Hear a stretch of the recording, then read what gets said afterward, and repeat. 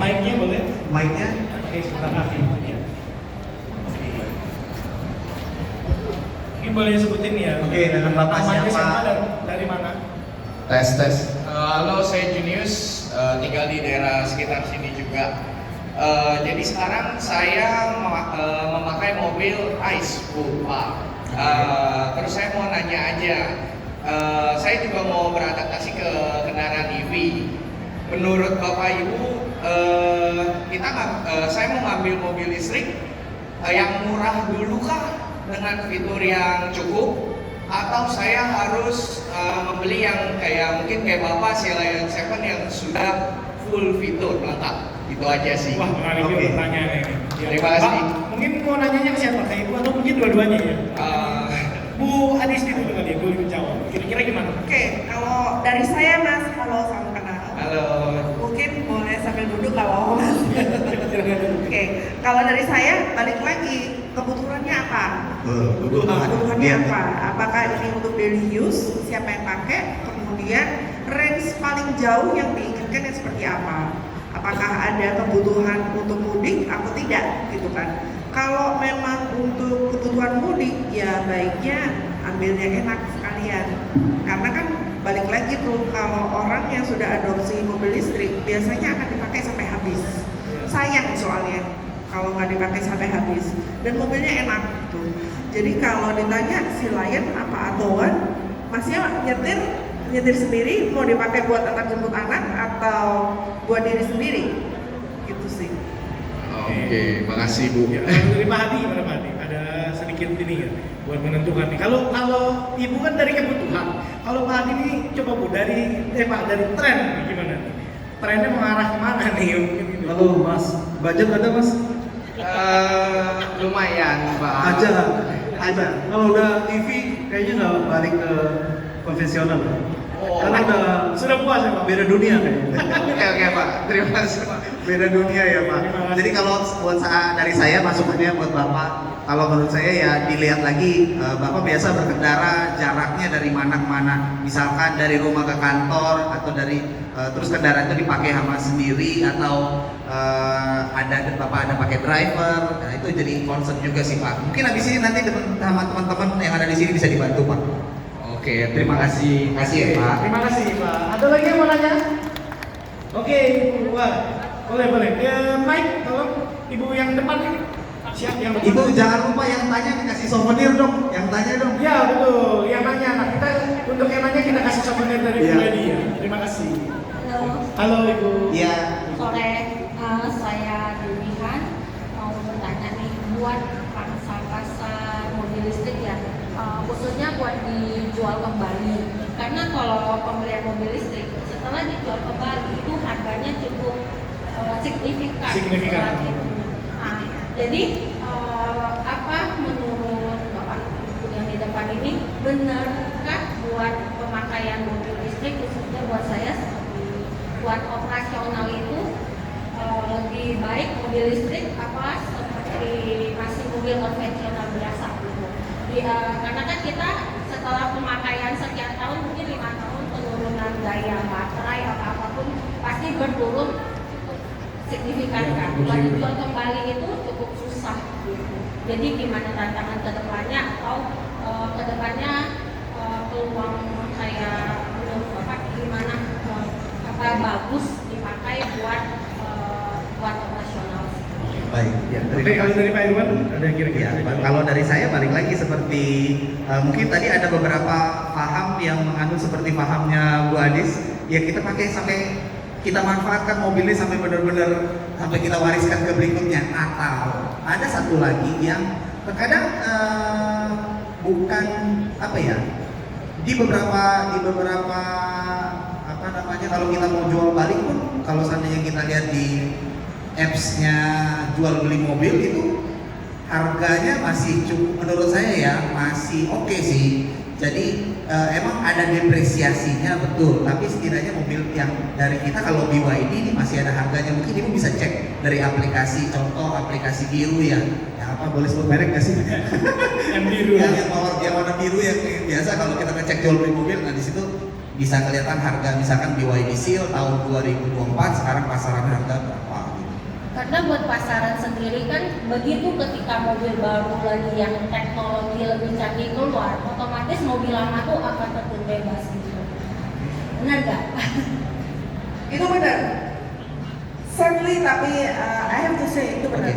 Dan itu kejadian mobil saya kan sale 2024, kemudian saya juga ikut waktu launchingnya sale 2025. Itu bedanya dikit banget. Kemudian harganya sama. Terus apa kabar dengan sale 2024? Tapi mindset saya sudah beda. Mindset saya adalah selama setahun saya menggunakan sale ini, penghematannya sudah berapa? Apakah itu sama dengan harga jualnya dia? Satu. Terus yang kedua, kalau mau ngomong jujur, dulu itu orang kan takut karena baterai ini harganya mahal, sehingga kalau mobil second, mobil listrik biasanya jatuh. Tapi pada kenyataannya, kemarin teman saya baru aja mengklaim asuransi baterainya harus ganti. Si Lion juga. Baterainya udah murah. Jadi kalau saya yang ada di dua komunitas ini ngerasanya nih, ini tuh nanti bakalan kuat juga harganya. Saat ini mungkin iya memang benar drop, tapi kalau untuk kedepannya bisa dipastikan harganya akan mirip dengan ICE. Jadi dia masih akan tetap kuat. Ini transisi aja. Ya mungkin ada sedikit tambahan dari saya bahwa memang BYD datang ke Indonesia ini untuk menjawab sebuah permasalahan yang paling sering dirasakan oleh Indonesia ketika bermobilitas, yaitu mendapatkan pengalaman mobilitas dengan biaya yang dikeluarkan seberapa banyak. Nah kalau kita lihat ya, yang tadi Ibu share ya sama Bapak, seberapa besar penghematannya itulah yang menjadi poin utama dari adanya mobil listrik ini. Jadi harapannya ya kalau seandainya ditanya apakah ke depannya mobil listrik ini bisa terus bagus harga jualnya, tentu itu yang kita harapkan dan sedang kita upayakan. Makanya kita BYD khususnya Arisa, kita juga membangun infrastruktur yang sesuai supaya juga membuat orang tidak ragu lagi untuk menggunakan mobil listrik. Ya, jadi ketika nanti infrastruktur sudah selesai, ya sudah rampung dan sudah banyaknya sama dengan mobil bensin atau SPBU, itu juga membantu orang untuk menentukan pilihan dengan mudah. Nah, tentunya itu akan mempengaruhi harga jual. Nah, karena hampir 50% orang ragu terhadap mobil listrik adalah tentang range anxiety yang tadi saya bilang sebenarnya. Ketika dia sudah tidak lagi ragu terhadap anxiety range itu, dia tidak akan memikirkan harga jual. Ya kita harapkan seperti itu. Kenapa balik lagi kita menjual value dari penghematan ya Bu ya, Bapak ya. Jadi itu ya. Keuntungannya ya Bu, Keuntungan. keuntungan selama pemakaian kalau kita bilang itu ya total ownership benefit gitu. Ya, total Jadi ownership. selama berapa lama dipakai, jadi keuntungannya ya sebenarnya udah dimanfaatkan di awal gitu ya Bu ya. Dan itu memang jadi challenge kita ya sebagai dealer untuk mendukung infrastrukturnya. Seperti itu ya Ibu. Kira-kira menjawab ya. Ya terima Ada kasih lagi? pertanyaan. Mungkin ada lagi. Ya. Nah, Baik, silakan.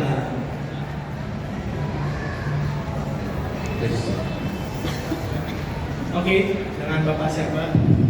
Selamat sore Pak, saya dengan Pak Samsudi Pak. ya selamat sore Mas Saya Arifin. ingin bertanya Pak, saya tertarik Pak dengan BWD ini. Cuma saya ingin bertanya tentang perawatannya Pak, awalnya itu aja.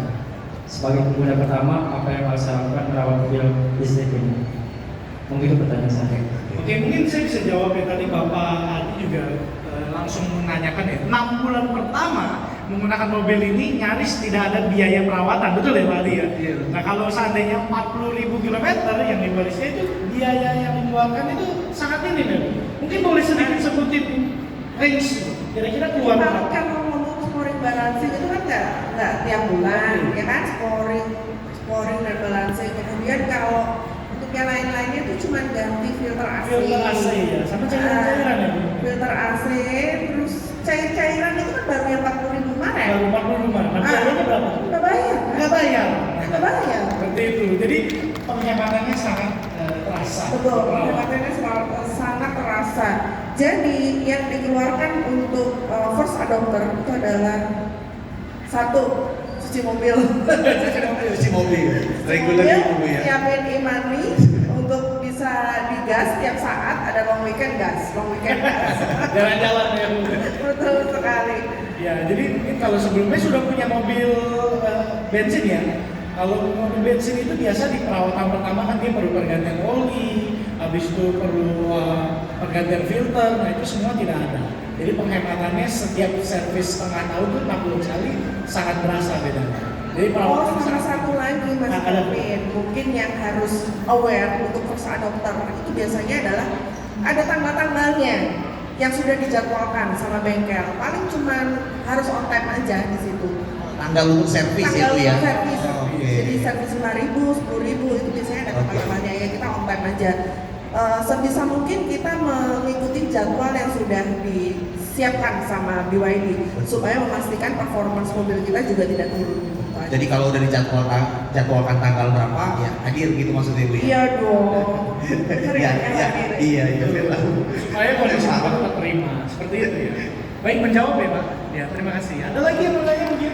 Kita mungkin satu pertanyaan lagi ya. Ada? Oh, tidak ada.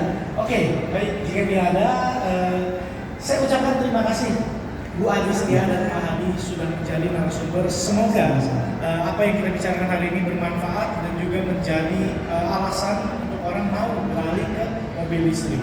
Ya, ini adalah sebagai wujud nyata dari BYD untuk mendukung program pemerintah Zero Emission supaya negeri kita ini lebih hijau. Betul, lebih sejuk ya, lebih nyaman, udara lebih seger. Betul.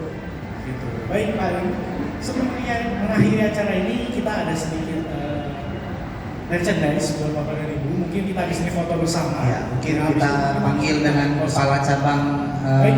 kita, kepala cabang Arista Pak Okte.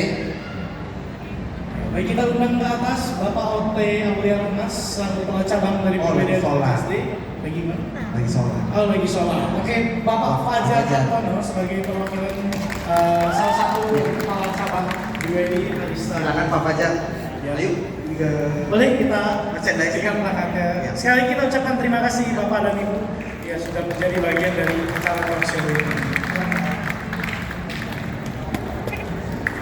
Baik, kita akan lanjutkan dengan sesi foto bersama. Ya. Boleh silakan. Boleh ke tengah. Ya, kita foto bersama, siap?